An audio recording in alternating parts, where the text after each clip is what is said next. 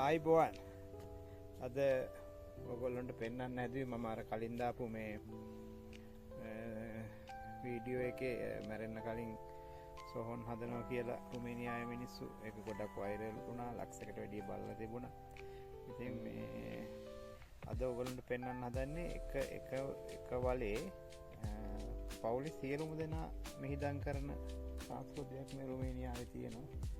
ඒක මම අද ඔයගොල්ලන්ට පෙන්වන්න හදන්නේ. බලමු පොඩ්ඩක් ගිහිල්ලා ඒකත් මොන වගේද කියලා.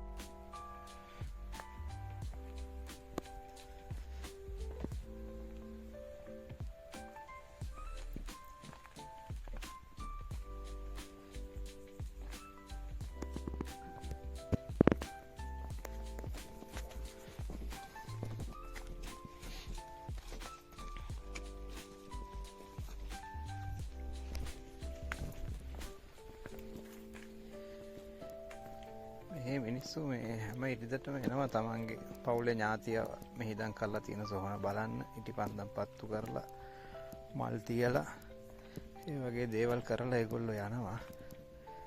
අර අපේ ගොඩක් දුරට අපි අවුරුද්දකට සැරයක් එහෙම නැත්නම් කාලයක් ගියාම යන්නෙත් නැති වුණාට මෙහි ගොඩක් මිනිස්සු අවුරුදු ගාණක් ගියත් මේ සොහනට එනවා.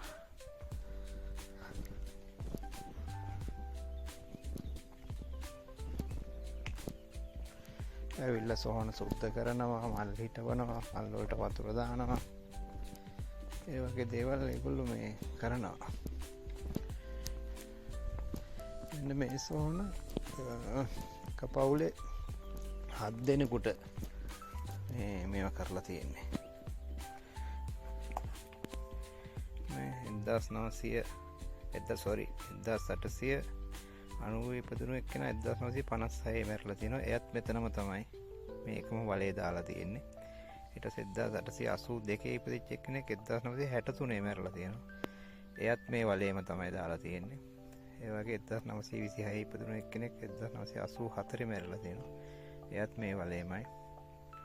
ඊට පස්සේ 1916 ඉපදුණු එක්කෙනෙක් ඒත් 1984 මැරලා එකම අවුරුද්දේ. එයත් මේ වලේමයි. 1947 ඉපදුණු එක්කෙනෙක් 2011 මැරිලා. එයත් මේ වලේමයි. 1949 ඉපදුණු එක්කෙනෙක් 2021 මැරිලා තිනවා. එයත් මේ වලේමයි. 1951 ඉපදුණු එක්කෙනා තාම ජීවතුන් අතර ඉන්නවා. එයාට තමයි මේ ඊට තියලා තියෙන්නේ. එයා තාම මැරිලා නැහැ.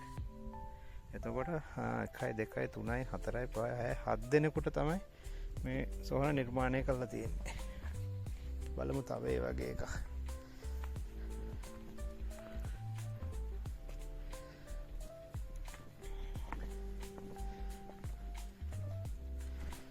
මේක 4 දෙනෙකුට නිර්මාණය කරපු එකක් මේ තියෙන්නේ. ඒ කෙනුත් 3 දෙනෙක් මැරලා තියෙනවා. මේ ඉතුරු එක්කෙනාට ඉඩ තියලා තියෙන්නේ.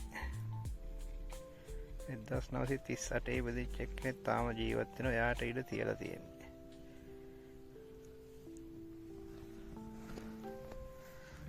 මේ සොහොන් හදලා තියෙන්නේ දැන් ලෑල්ල උස්සලා ආපහු තව මරණයක් දාන්න පුළුවන් විදියට මේ කොකු හයි කරලා තියෙන්නේ. මේ කොකු වලින් මේ උස්සන්න පුළුවන්. උස්සලා දාන්න පුළුවන් විදියට තමයි දැන් ඒකෙත් තියෙනනේ 1931 ඉපදෙච්ච එක්කෙනා 2000 මැරිලා. තව එක්කෙනෙකුට ඉඩ තියෙනවා.